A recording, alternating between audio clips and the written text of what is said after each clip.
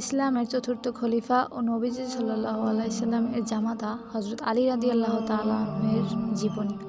হযরত আলী রাদিয়াল্লাহু তাআলা আনহু ইসলামের চতুর্থ এই খলিফা ছিলেন আমাদের সর্বশেষ ও প্রিয় নবী হযরত মুহাম্মদ সাল্লাল্লাহু আলাইহি সাল্লামের জামাতা। মাত্র 21 বছর বয়সেই এক যুবকের সাথে নবীজি তার 15 বছর 5 মাস বয়সের সবার ছোট কন্যা হযরত ফাতিমা রাদিয়াল্লাহু তাআলা আনহুর বিয়ে দেন। বিয়ের সময় হযরত আলী রাদিয়াল্লাহু তাআলা আনহু-এর কোনো ঘরবাড়ি ছিল না কোনো আয় রোজগার। তখন হযরত আলীর সম্পদ বলতে একটি ঘোড়া ও বর্ম ছিল। তারপরে এমনি এক অতি দরিদ্র যুবকের হাতে তার মেয়েকে তুলে দিয়েছিল। হযরত আলী রাদিয়াল্লাহু তাআলা আনহু-এর জীবনের এই একটি ঘটনায় বোঝা যায় ইসলামের একজন খলিফা হিসেবে তার কতটুকু উঁচু মানের ছিলেন, যার কারণে নবীজি সাল্লাল্লাহু আলাইহি সাল্লাম তার নিজের আদরের কন্যাকে একটি অতি দরিদ্র ও বেকার ছেলের হাতে তুলে দিয়েছিলেন। আমরা আজকের এই ভিডিওতে হযরত আলী রাদিয়াল্লাহু তাআলা আনহু-এর জীবনী ও নানান অকল্পনীয় ঘটনা সম্পর্কে জানব। হযরত আলী রাদিয়াল্লাহু তাআলা আনহু 600 খ্রিস্টাব্দে মক্কার বিখ্যাত কুরাইশ বংশে জন্মগ্রহণ করেন। তার পিতা আবু তালিব ও মাতা ফাতেমা বিনতে আসাদ। মুসলিম জাহানের চতুর্থ খলিফা হযরত আলী রাদিয়াল্লাহু তাআলা আনহু আল্লাহ ও তার রাসূলের একনিষ্ঠ প্রেমিক ছিলেন। দৃঢ় বিশ্বাসী, রণক্ষেত্রে সাহসী, ব্যক্তিগত আচরণে নম্রভদ্র, আলোচনা ও বিচার কাজে খুবই অভিজ্ঞ, নিজের ভিতর ইসলামিক গুণাবলীর মহান আদর্শ ছিলেন হযরত আলী রাদিয়াল্লাহু তাআলা আনহু। ছিলেন নবীর প্রায় প্রতিটি যুদ্ধে তার বিশ্বস্ত সঙ্গী, পূর্ববর্তী খলিফাদের শহর পরামর্শদাতা। মোট কথা তিনি ছিলেন নবীর আদর্শ ও চরিত্রের সঙ্গে পুরো রঙিন। রাসূলুল্লাহ সাল্লাল্লাহু আলাইহি সাল্লামের নবুয়তের শুরুতেই হযরত আলী রাদিয়াল্লাহু তাআলা আনহু ইসলাম গ্রহণ করেন। তখন আলী রাদিয়াল্লাহু তাআলা আনহুর বয়স ছিল মাত্র 10 বছর। বালকদের মধ্যে তিনি সর্বপ্রথম ইসলাম গ্রহণ করেন। তিনি আর্থিকভাবে অসচ্ছল থাকলেও ওসি ও নসি দ্বারা ইসলামের প্রচুর খিদমত করেছেন। তিনিও মহানবীর সাথে কুরাইশ বংশের নির্মম ও নির্যাতনের শিকার হন। তিনি সেই সৌভাগ্যবান সাহাবী, আল্লাহর নবী হিজরত করার সময় যাকে মক্কায় তার আমানত আদায়ের জন্য রেখে যান। জীবনের মায়া ত্যাগ করে তিনি নবীজির বিছানায় শুয়ে দিলেন। তারা সবাই তার এই নবী প্রেম দেখে আশ্চর্য হলো। পরবর্তীতে তিনিও মদিনায় হিজরত করেন। তার আগে তিনি নবীজির কাছে গচ্ছিত আমানত পাওনা মিটিয়ে দেন। আলী রাদিয়াল্লাহু তাআলা আনহু ছিলেন অসাধারণ আল্লাহ প্রদত্ত জ্ঞানের অধিকারী।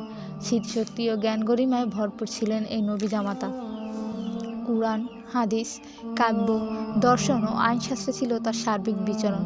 নাহশাস্ত্রের প্রবক্তাও এই মুর্তাজা। ছিলেন তাফসীর কারক, ফতোয়ার কাজও করতেন নবীর জামানায়। ওহী লেখকও ছিলেন এই খলিফা। লিখে শেষ করা যাবে না তার জ্ঞান কীর্তি, কারণ নবী সাল্লাল্লাহু আলাইহি সাল্লাম নিজে বলেছেন, আমি জ্ঞানের নগরী, আর হযরত আলী রাদিয়াল্লাহু তাআলা আনহু তার দরজা। ইসলামের জন্য হযরত আলী রাদিয়াল্লাহু তাআলা আনহুর অবদান ছিল গুরুত্বপূর্ণ। তিনি তার সসীম শক্তি ও বীরত্বকে ইসলামের পথে নিয়োজিত করেছিলেন। রাসূলুল্লাহ সাল্লাল্লাহু আলাইহি সাল্লামের জীবনে প্রায় সব যুদ্ধেই তিনি অংশগ্রহণ করেন এবং প্রতিটি যুদ্ধেই সহযোগীর পরিচয় দেন। বদরের যুদ্ধে তিনি মহানবী সাল্লাল্লাহু আলাইহি সাল্লামের পতাকা বহন করেন এবং এ যুদ্ধে তিনি কুরাইশদের বিখ্যাত বীর আমর ইবনে আবুদ্দোজাকে পরাজিত ও নিহত করেন। এ সময় বীরত্বের জন্য তিনি মহানবী সাল্লাল্লাহু আলাইহি সাল্লামের কাছ থেকে জুলফিকার তরবারি লাভ করেছিলেন। এমনিভাবে তিনি উহুদ, খন্দক ও খাইবার যুদ্ধে শত্রুকে পরাজিত করে বিখ্যাত কামস দুর্গ জয় করে অসাধারণ শৌর্য-বীর্য প্রদর্শন করেন। তার উপর সন্তুষ্ট হয়ে মহানবী সাল্লাল্লাহু আলাইহি সাল্লাম তাকে আসাদুল্লাহ বা আল্লাহর বাঘ উপাধিতে ভূষিত করেন। হযরত আলী রাদিয়াল্লাহু তাআলা আনহু কত বড় মনের মানুষ ছিলেন তা বোঝা যাবে একটি ঘটনার মাধ্যমেই। বিশ্বের অধিপতি হযরত আলী রাদিয়াল্লাহু তাআলা আনহুর একটি লৌহবর্ম হারিয়ে যায়। পান একজন ইহুদি, তাও সেই ইহুদি কুফার বাজারে লৌহবর্মটি বিক্রি করছে। হযরত আলী রাদিয়াল্লাহু তাআলা আনহু নিজের লৌহবর্মটি বিক্রি করতে দেখে ইহুদিকে বলে, লৌহবর্মটি আমার, আমি এটা কারো কাছে বেচিনি, কাউকে দানও করিনি। এটা আমার উটের পিঠ থেকে অমুক দিন অমুক স্থানে পড়ে গিয়েছিল, সুতরাং লৌহবর্মটি ফিরিয়ে দিন। ইহুদি বলল, এটা আমার জিনিস, আমার হাতে। হযরত আলী রাদিয়াল্লাহু তাআলা আনহু বললেন, লৌহবর্মটি আমাকে ফিরিয়ে দিন, বর্মটি আমারই। ইহুদির সঙ্গে রাজ্য প্রধানের তর্কে সমাধান হচ্ছে না। হযরত আলী রাদিয়াল্লাহু তাআলা আনহু বললেন, চলো তাহলে বিচারপতির আদালতে আইনের লড়াইয়ে সমাধান করে আসি। উভয় মদিনার বিচারপতি হযরত সুরাইহা রাদিয়াল্লাহু তাআলা আনহুর আদালতে হাজির। হযরত আলী রাদিয়াল্লাহু তাআলা আনহুকে বিচারপতি জিজ্ঞাসা করলেন, আমিনুল মুমিনুল, আপনার বক্তব্য কি? তিনি বললেন, তার কাছে যে বর্মটি দেখতে পাচ্ছেন সেটা আমার। এটা আমার উটের পিঠ থেকে অমুক দিন অমুক স্থানে পড়ে গিয়েছিল। বিচারপতি হযরত সুরাইহা রাদিয়াল্লাহু তাআলা আনহু ইহুদির কাছে তার বক্তব্য জানতে চান। ইহুদি বললেন, দেখুন, এটা আমারই, কারণ আমার দখলেই তা রয়েছে। দখল যার, সম্পদ তার। সব শোনার পর বিচারপতি সুরাইহা রাদিয়াল্লাহু তাআলা আনহু বললেন, আমিনুল মুমিনুল, সাক্ষী পেশ করুন। হযরত আলী রাদিয়াল্লাহু তাআলা আনহু বললেন, আমার ছেলে হাসান এবং আমার আজাদ করা কৃতদাস কুনবুর সাক্ষী। বিচারপতি হযরত সুরাইহা রাদিয়াল্লাহু তাআলা আনহু বললেন, আমিনুল মুমিনুল, পিতার পক্ষে পুত্রের সাক্ষ্য এবং মনিবের পক্ষে গোলামের সাক্ষ্য গ্রহণযোগ্য নয়। তারপর বিচারপতি হযরত সুরাইহা রাদিয়াল্লাহু তাআলা আনহুর পক্ষে রায় দেন। আইনি লড়াইয়ে হেরে গেলেন হযরত আলী রাদিয়াল্লাহু তাআলা আনহু, তবে জয় হয়েছে ইসলামের।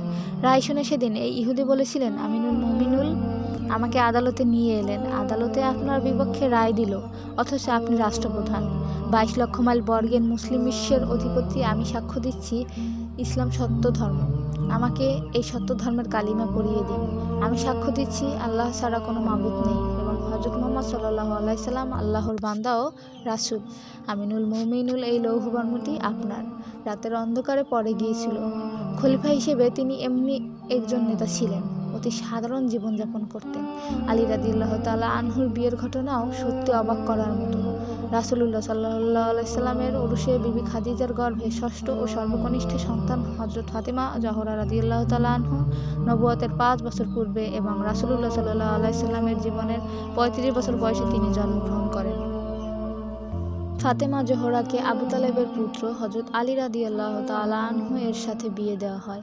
বিয়ের সময় হযরত আলী রাদিয়াল্লাহু তাআলা আনহুর বয়স ছিল 21 বছর 5 মাস এবং হযরত ফাতেমা রাদিয়াল্লাহু তাআলা আনহুর বয়স ছিল 15 বছর 5 মাস।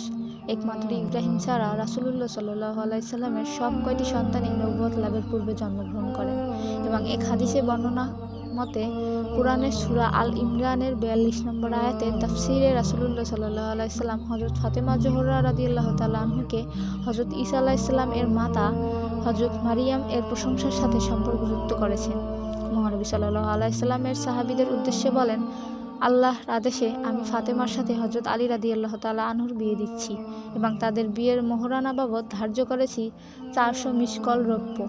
হযরত আলী রাদিয়াল্লাহু তাআলা আনহু তরফ হতে বিবাহের পর রাসূলুল্লাহ সাল্লাল্লাহু আলাইহি সাল্লাম তাকে জিজ্ঞাসা করলেন, মোহরানা আদায় করার মতো তার কাছে কি আছে?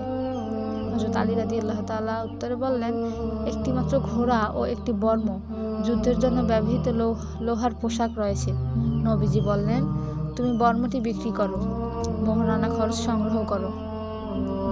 হযরত আলী রাদিয়াল্লাহু তাআলা আনহু বর্মটি 480 দিরহামের বিনিময়ে হযরত উসমান রাদিয়াল্লাহু তাআলা আনহু এর নিকট বিক্রি করলেন।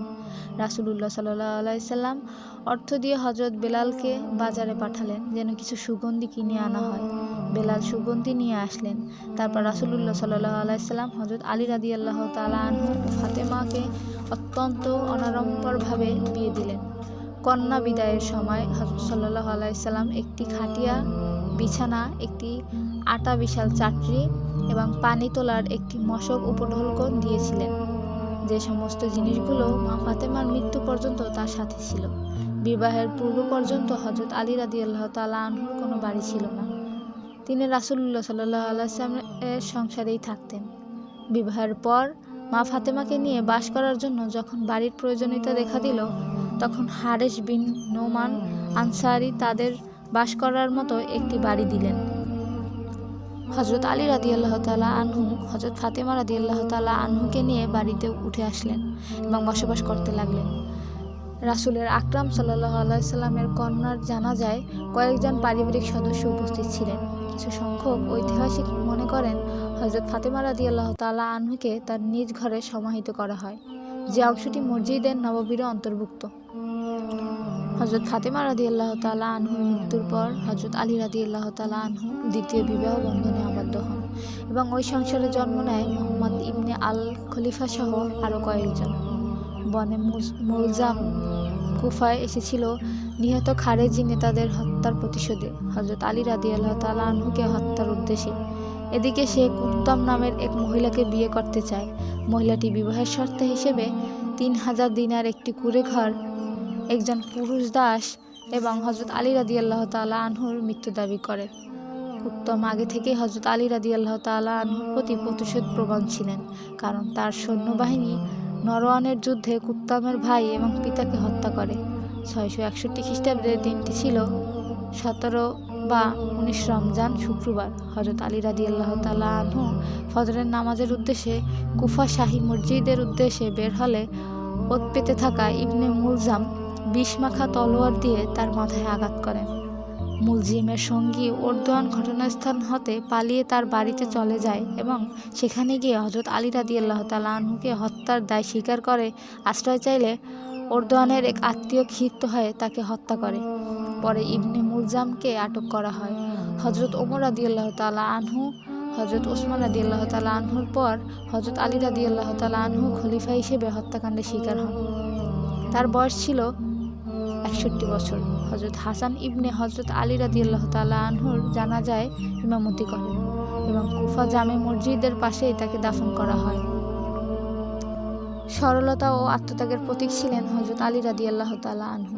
মুসলিম জাহানের খলিফা হয়েও তিনি নিজ হাতেই তাকে ফাতেমা ও রাদিয়াল্লাহু তাআলাকে কাজ করতে হতো। দাসদাসী কোনো দিনই তার ঘরে ছিল না। ইতিহাসবিদ হিত্তি বলেছেন, হযরত আলী রাদিয়াল্লাহু তাআলা আনহু ছিলেন যুদ্ধে সাহসী, পরামর্শদানে বিজ্ঞ, বক্তৃতায় স্বচ্ছ, সাবলীল, বন্ধুদের প্রতি অকপট এবং শত্রুদের প্রতি দয়াশীল। হযরত আলী রাদিয়াল্লাহু তাআলা আনহু মাহাত্ম্য ও সৌন্দর্য বীজের প্রদর্শন হিসেবে ছিলেন।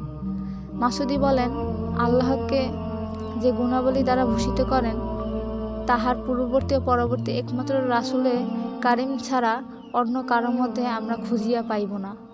বস্তুত হযরত আলী রাদিয়াল্লাহু তাআলা আনহু শাহাদাতের মাধ্যমে খুলাফায়ে রাশিদিনের সমাপ্তি ঘটে। যুগে যুগে অনেক শাসক বিশ্বজুড়ে এসেছে, কিন্তু ইসলামের এই 4 খলিফা যে পদচিহ্ন রেখে গিয়েছে তার দৃষ্টান্ত